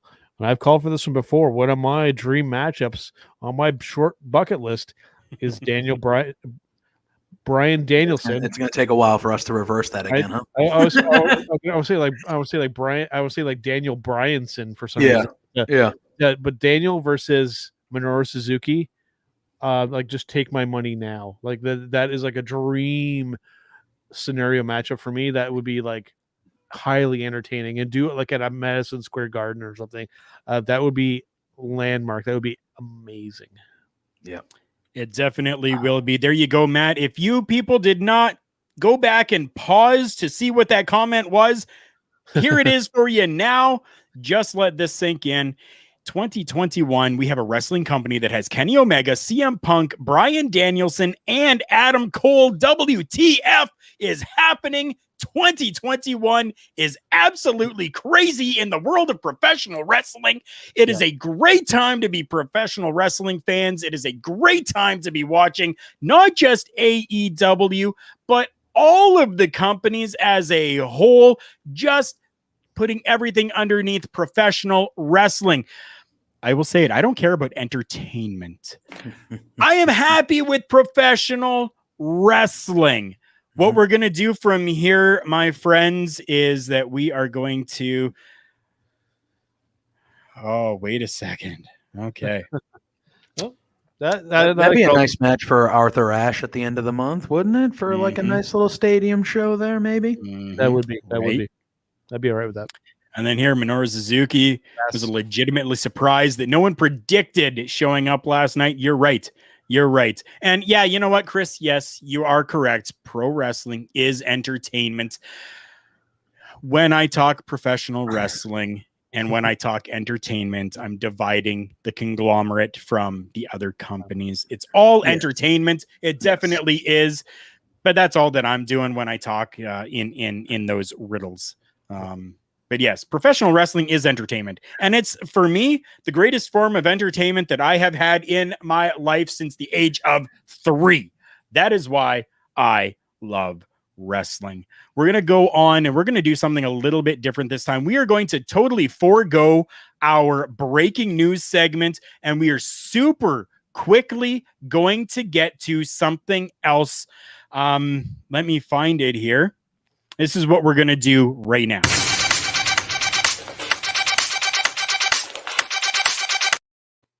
We are going to quickly go through our match of the week. And I think everybody's is probably going to be coming from this pay-per-view, but I'm going to start with you, Mighty Joe. Go ahead. Go ahead, Mighty Joe. Which one was it? My favorite match for the show, and dude, there's a lot to pick from because I loved this entire show, but for me, as I mentioned, not a tag team wrestling guy. Not a tag team wrestling guy, but this show gave me the best tag team wrestling match that I have ever witnessed. the Young Bucks versus the Lucha Brothers is my match of this show and match of this week. They entertained the hell out of me, and I'll stop. I think there might be a chance maybe all three of us have the same match as the match of the week. I can pick another if we don't want to do that, but I think without question. No, you pick it. Yeah, I think without question, as good as a lot of the matches were, that Young Bucks Lucha Brothers match was so good. Yeah, far and away, I think the best match of the night. I agree with Joe. One of the best, if not the best tag team match I've ever seen, and one of the best, if not the best cage matches I've ever seen. It had everything you ever wanted. The title change added to it. Yeah, that's my pick too. It definitely is mine as well, and that is just a testament to those four competitors and what they did inside of that ring and inside of that steel cage. Absolutely banger, absolutely amazing. Before we get to our last segment of this show, we're just going to run through some of these comments super quickly here because they keep flooding in. Coming in, yeah. We're talking, I need Tony Khan to run Adam Cole versus Malachi Black like now. Just give me a yes or a no. Mighty Joe, yes or no? Yes, not right away though. Okay, JPJ, yes or no? Yes. Okay, so we got Matt here talking his favorite match from the show, cage match, and Punk versus Darby. Yes, I would definitely have to agree with that. And then here we go, which, by the way, yes, CM Punk can still, in fact, go. You are definitely correct. He definitely can still go. Those of you that are tuning in for the very first time watching Turnbuckle Talk, we have this really cool segment that we do at the end of every show that we are happy to bring to all of you and to share with you. And we called it our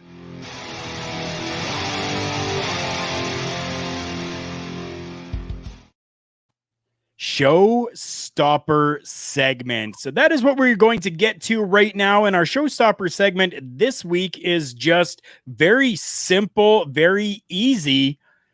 Is professional wrestling back? That's it. That's the question. Is professional wrestling back? Mighty Joe, take this for me. First off, let me know what you think. I already know what you think because we've discussed it, but I want you to tell the entire community that is listening and watching right now what you think. Is it back? Just briefly, handsome man talking about wrestling. Call me subscribed. Thank you. Yes. Thank you very much. Short answer, again, yes. Professional wrestling is back. Long answer, as I had mentioned, very similar to Mr. Jim Ross's experience with Punk doing the interview. It has rejuvenated his love affair with professional wrestling, and I am 100% in agreement. And it's not just the CM Punk thing, because I know a lot of people are really, really focusing on it. It's the whole package of the fact that they've kept the momentum going. They've enticed more talent to come over to the company. For me, the big one, even more so than when Punk, I think, is Daniel Bryan or Bryan Danielson, whoever you want to call him. For them to be able to get somebody of Daniel's stature in professional wrestling, I mean, this guy is also responsible for training some of the upper echelon of talent. For them to get Daniel into this company is a big deal that I think a lot of people are kind of overlooking here. It's a big deal. Mm-hmm. This is like Hogan, coming over to WCW, right? This is like, I think, on that same level. And I am so excited to see what and the universal thing that seems to be across the board here is that all of these talents are so happy to be over in AEW because it's back to just no bullshit professional wrestling without all the fuss kind of going on. They have clearly put that stake in the sand and said, like Karl's making that distinction between professional wrestling and what's going on over there. With all of this, AEW has done exactly that. They have clearly separated themselves. We're over here, and these guys over here doing whatever they're doing. We're the ones that everybody's talking about. We're the ones that are getting all the top talent. I could go on, right?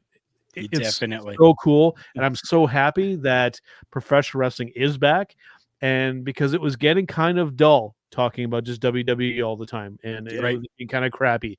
It's nice to actually be able to talk about some professional wrestling that is good, that has me emotionally invested, that has the fans watching, has the fans commenting, the fans joining in shows like what we're doing right now. It's win all the way across the board. There we go. We're going to get to these super quick here. Matt actually saying and answering the question, the Showstopper segment question, simply yes. Debony, thank you so much for commenting and coming in and checking us out over on YouTube. Hell yes. Hell yeah. Ecto Guy 87, easy answer. Yes, yes, yes, yes, yes. Wow. We are going to get to these other comments in just a little bit because I want to hear from JPJ. Tell me, is professional wrestling back? Yes. Oh, hell yeah, I will say. I've been on the AEW bandwagon from day one. I had been, and look it, I'm always going to watch WWE. I'm never going to not watch WWE. But WWE is formulaic. They have their formula. They stick to it. And like Joe said, it gets dull. Like you know what you're expecting. You know what you're going to get. And like some of it's good. Yeah, of course. There's things that we watch all the time on WWE that we say, oh, that was good. I like that. I like that. Cool. Yeah. But AEW is just a different feeling to me. I feel like as a fan of wrestling, WWE, when you're a fan of theirs for so long, you kind of have it implanted in the back of your mind that you are ready to be disappointed, or you're ready for something that you want to happen, not to happen, or something that you like to all of a sudden not be like, oh, the Hurt Business is great. I love the Hurt Business. Okay, let's break up the Hurt Business for no reason whatsoever. You know what I mean? Like things of that nature, like things like that. When it comes to AEW, and granted, they're only 3 years in, they're still in the infancy stage of a company, they don't disappoint their fans. Their fans know why they're watching, and Tony Khan knows why the fans are watching. And he goes, okay, I'm here because Tony's one of us. He's a fan. Yes. He grew up a diehard wrestling fan, and I think that is why they are as successful as they are, because he is booking it not, yes, from a business perspective. Obviously, he's in a $1 billion family. He wants to make money, but he is booking it as a wrestling fan. What can I give to these fans that I would have wanted to see? And I think with that thought process and with the money that he has and his family has, they can go get Bryan Danielson. They can get CM Punk. They can get Adam Cole. And then they can build a roster of the names that we might not know and build them up around these guys. And they're just, I think they far and away have been the best product to watch for a while now. And I think the show last night 100% showed everybody. The Laps fan, Joe hadn't bought a pay-per-view in 20 years. Are you going to try to watch Dynamite on Wednesday? Yes. Okay. You know what I mean? So that is what it is to me. That is what it is to me. And I said it a little earlier. They knew that they were going to have Laps fans, old fans that, they knew who was coming in and that they had more eyes on them last night than they were ever going to have. And they knew that they had to change the game a little bit, and they 100% succeeded. 100%. I saw social media. I had friends that I know haven't watched wrestling in half a decade messaging me this morning, last night. Yo, I saw the clips, dude. That looked crazy. And I said it was special. Yes. I was watching. I have goosebumps talking about it. I was watching it, and I was like, this is different.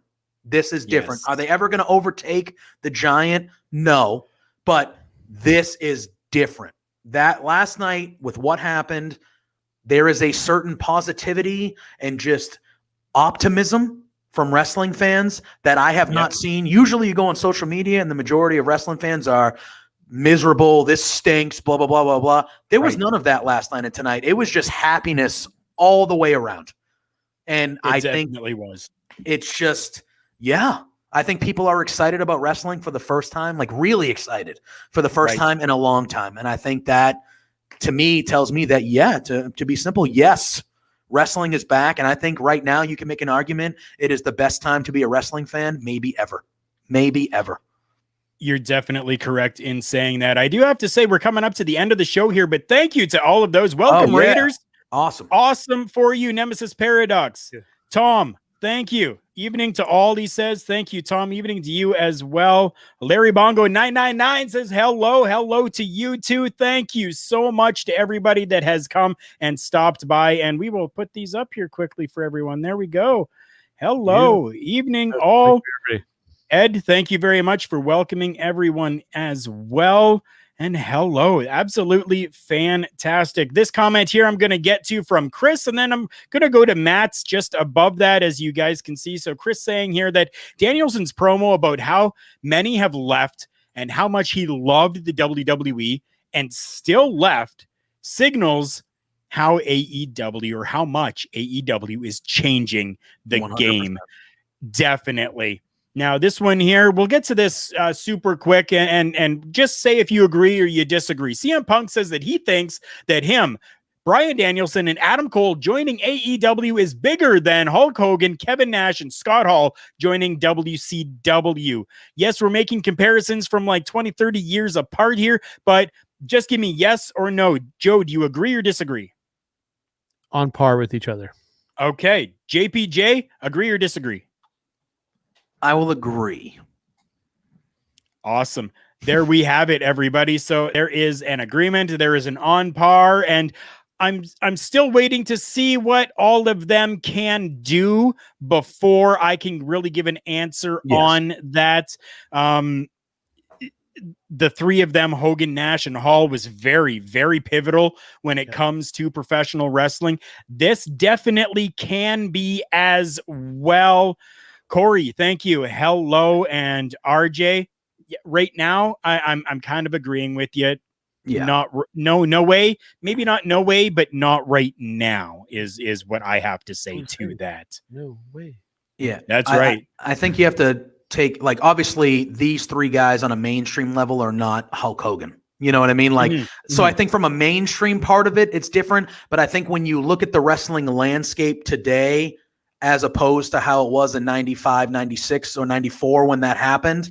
Yeah. That's why I think they're at the very minimum on par, if not a little bigger, because I think wrestling needed this. I don't necessarily think wrestling needed Hulk Hogan to go to WCW.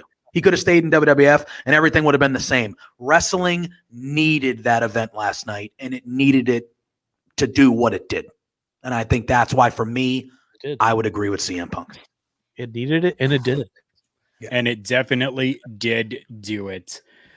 Guys, thank you so much for joining us today. Thank you, Mighty Joe, as always, for being that side person, that other guy, that one that I can talk professional wrestling with. It's been 30 years that we've really known each other and been able to talk professional wrestling, and it has been absolutely amazing. JPJ, we are still young in our friendship, but it feels like we have been friends for the last 20 years. I mean, it's absolutely fantastic, and I love anytime that we can have someone come on and be a guest on this show. For those of you that don't know, Mighty Joe and I actually do another show on Love Wrestling. See the ticker down below. It's lovewrestling.ca. You definitely have to go there and check out lovewrestling.ca, especially for what we are coming out with again for you with our other program, which is called Turnbuckle Rewind. Mighty Joe, what have we got coming up for our lovely fans and followers for Turnbuckle Rewind? You guys are in for a treat for this, and I'm glad there's a bunch of people watching right now, because I think you guys are really going to enjoy this. This is going to be a lot of fun, and hopefully you'll be able to actually watch it along with us, because it is available. You find you got to dig a little bit. We go back to the first Jericho Cruise, the Rock and Rager at Sea, the first one, and the opening matchup between Christopher Daniels and not Dalton Castle, smooth sailing Ashley Remington. A fun match that if you don't enjoy that and laugh and smile, then you don't like professional wrestling. Chris, thank you so much. I do appreciate that. You've been a constant here for a while now, and it's absolutely fantastic. I appreciate you 100%. And we welcome everyone else that has been watching for the very first time to come back and see us again on Turnbuckle Talk. so that you know, okay, normally it's just Mighty Joe and myself, but this was so big of a pay-per-view that we had to bring in our good friend JPJ to come on with us because, well, over on Love Wrestling, he even does a show that talks about AEW as well. And we know that he was itching and couldn't wait to talk about this, so we had to make sure that we brought him in as well. JPJ, thank you so very much for joining us. Where can everybody find you? Yeah, I am on the Twitter, as you can see at Joseph_Poulin Jr. there. I'm also on Facebook, Joseph Poulin Jr. if you want to hook up there too. On Love Wrestling, like you do say, on the weekends, the franchise who just came back last week, Matt, him and I do a recap show of AEW. We cover both Dynamite and Rampage because I feel like Rampage is appointment viewing as well. So we do that. And then on Thursday evenings, I have my show with Pluggo that Mighty Joe produces called Between Two Beards. That is usually at 8:30 p.m. Eastern Standard Time on Love Wrestling on all our platforms. And then this week, on Wednesday night, Pluggo and myself are doing a little special NFL preview for any wrestling fans that also like some football. We will be going on there and kind of shooting the you know what, and talking about NFL predictions and stuff like that. We figured, it's a little fun sometimes to talk about things other than wrestling, even though we all love wrestling. So we decided to do a little double dip this week. But yeah, that's where you can find me, and you can follow me on all my socials and stuff like that. Yeah, I try to be around as much as I can because, you guys have invited me on a handful of time. I'm thankful every time because, like you said, I've only known you guys for, in the scheme of things, a handful of months. And I feel like when I talk to you, we've known each other forever. So, yeah, I'm very glad you guys invited me on. As I said, anytime you guys want, I will most likely be here. So, you know why that feeling is? Because we love wrestling. Correct. That is true. That is true. Definitely is. Again, thank you so much to everybody for watching and coming on here with us. I am going to put this graphic up on the screen super quickly here for you so that everybody knows that, yes, this is everything that we do and work with. Collar and Elbow brand. We are a sponsored podcast for them. Use our promo code JKPodcast. Get 10% off your entire order, whether that's new or clearance merchandise over at collarandelbowbrand.com. We are also partnered with Phoenix at fnxfit.com, where you can go and get yourself some workout supplements and workout clothing for an amazing price and amazing products over there. Use our promo code TBTalkPod, and you're going to get yourself 15% off your entire purchase over there. We have friends absolutely everywhere, including over at IndiePW.com, who love us as we love them, and they continue to show our product over there as well in audio format, and we thank them so much for that, for continuing to support us and our dream and work with this. StreamYard is an amazing platform that has allowed us to bring you video podcasting. It has been a game changer for us in this world of podcasting, and I'm absolutely thankful to StreamYard for that. You have heard a lot about Love Wrestling. Again, check them out, lovewrestling.ca. And we do not forget about our very close and personal friends over at the HTM Podcast Network. Those guys over there do some amazing podcasts, amazing shows as well, and they have included our show there in audio format as well. Super happy, super thankful to absolutely everybody that has continued to be there with us and showcase us and continue on with us.